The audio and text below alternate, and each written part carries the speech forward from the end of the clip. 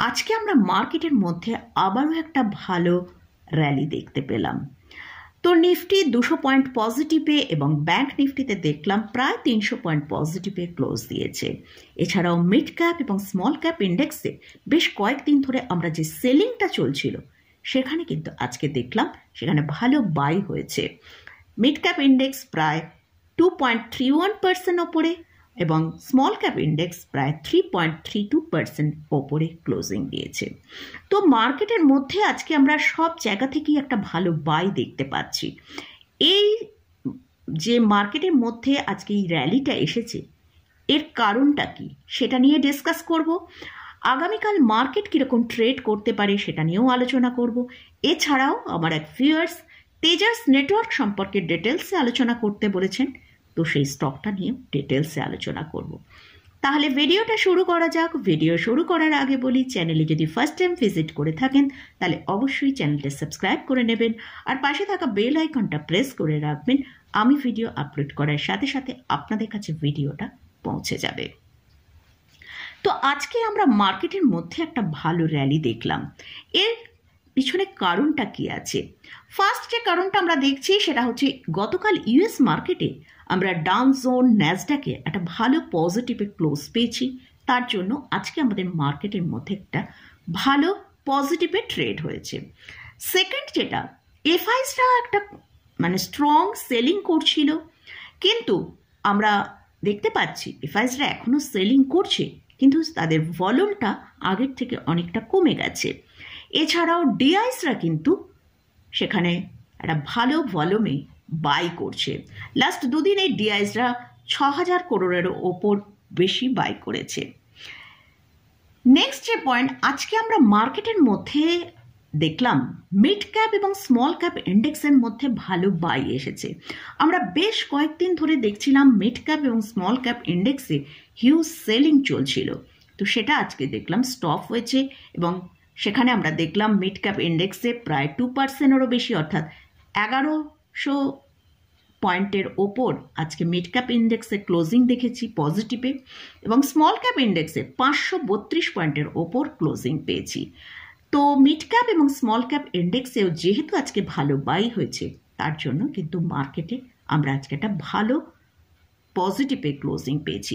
এছাড়াও আমরা quarter 3-তে result দেখছি ম্যাক্সিমাম কোম্পানিরই খারাপ এসছে, কিন্তু এর মধ্যেও কিছু কোম্পানির ভালো রেজাল্ট এসছে।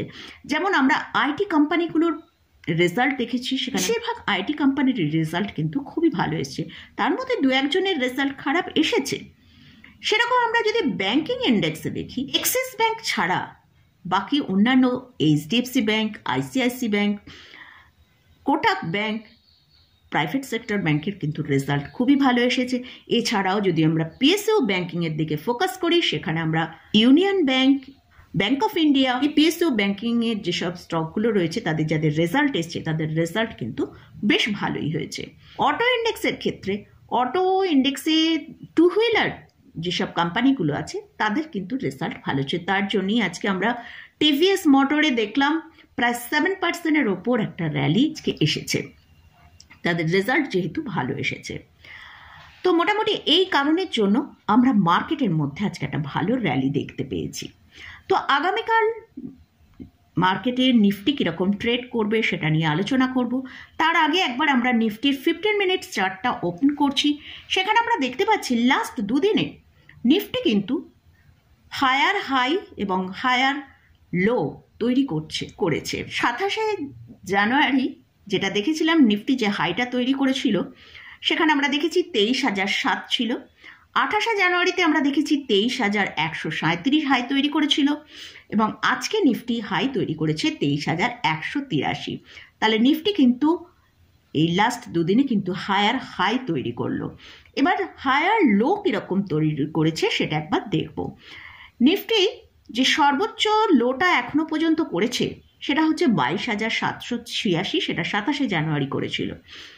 তো আমরা গতকাল অর্থাৎ 28শে জানুয়ারি নিফটির লো দেখেছি 22,857 আর আজকে আমরা নিফটির মধ্যে লো যেটা তৈরি করলো সেটা হচ্ছে 22,976। তাহলে নিফটি কিন্তু লাস্ট এই দুদিনে হায়ার হাই এবং হায়ার লো তৈরি করেছে। তো নিফটির জন্য এখন যেটা স্ট্রং সাপোর্ট সেটা হচ্ছে 22,976।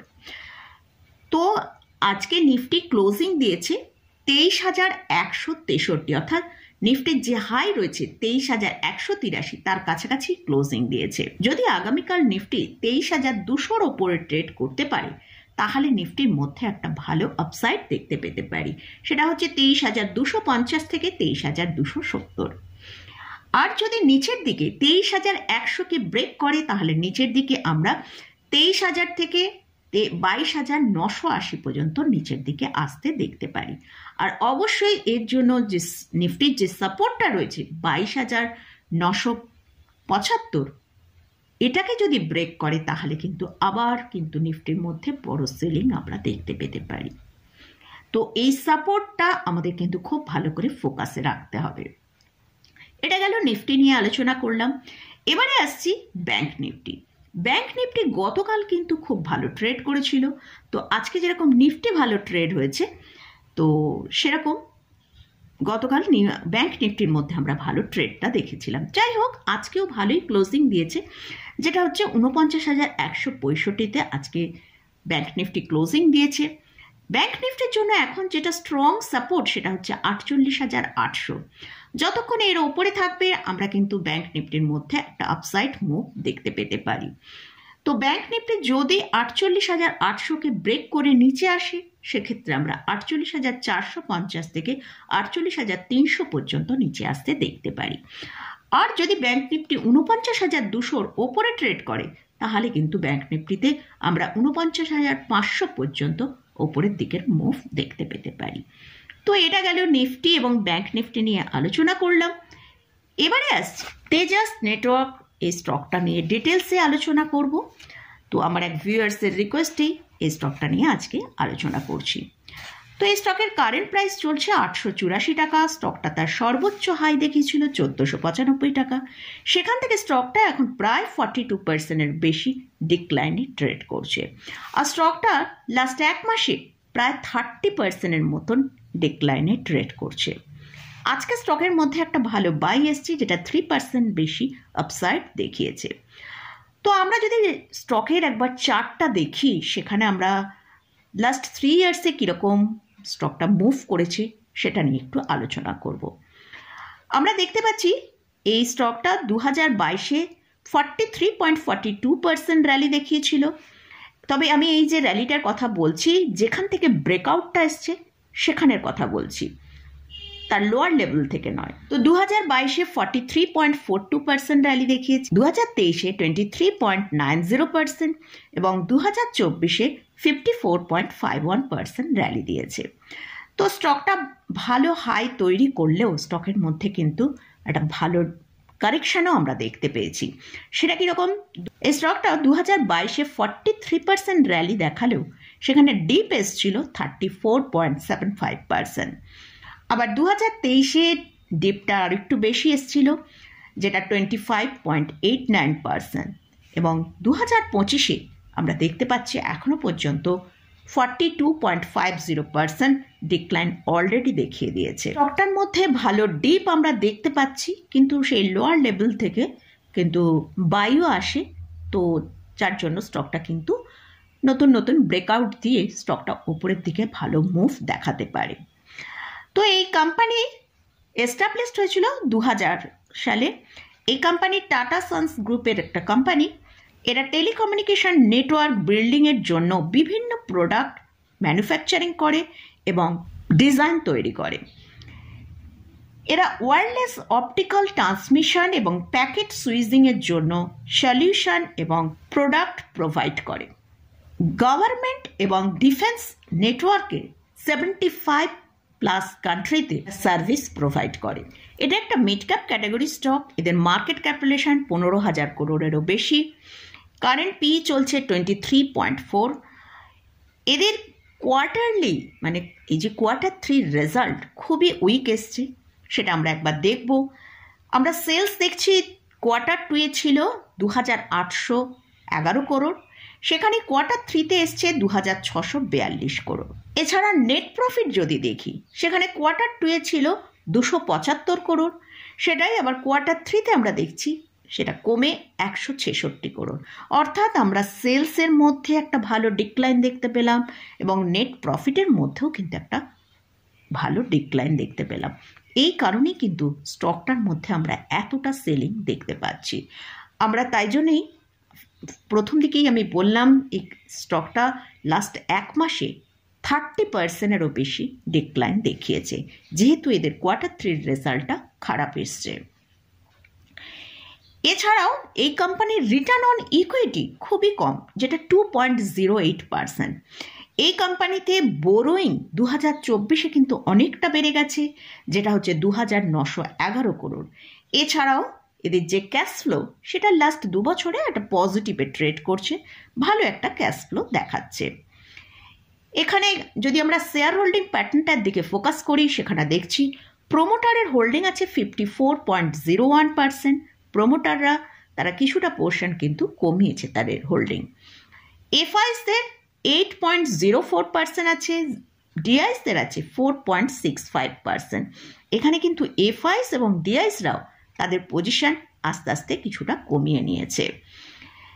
এছাড়াও পাবলিকের আছে 32.65%। তো স্টকটা ফান্ডামেন্টালি যে খুব গুড স্টক তা নয়, যেহেতু একটা বড় কোম্পানির সাথে এই কোম্পানির অ্যাটাচ আছে, তাই জন্য কিন্তু আগামী দিনে হয়তো স্টকটা ভালো বা আরও বেটার পারফর্ম দেখাতে পারে ফান্ডামেন্টালি। তো কিন্তু স্টকটার মধ্যে আমরা দেখতে পাচ্ছি যে ট্রেডিংয়ের জন্য খুব ভালো, কারণ স্টকটা আমরা দেখছি ভালো ডিক্লাইন হয় এবং সেখান থেকে একটা ভালো মুভ আসে।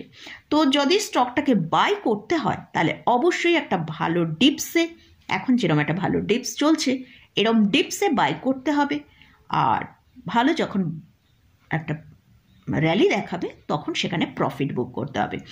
তো স্টকের জন্য এখন যেটা স্ট্রং সাপোর্ট রয়েছে সেটা হচ্ছে একটা রেঞ্জ আছে, সেটা হচ্ছে 750 থেকে 800। এই জায়গাটায় কিন্তু একটা স্ট্রং সাপোর্ট আছে। যদি এই সাপোর্টটা মেনটেন করতে পারে তাহলে স্টকটা কিন্তু একটা ভালো আপসাইড দেখাতে পারে, আর যদি এই সাপোর্টটা মেনটেন না করতে পারে তাহলে কিন্তু স্টকটা আরও ভালো ডিপ আসতে পারে।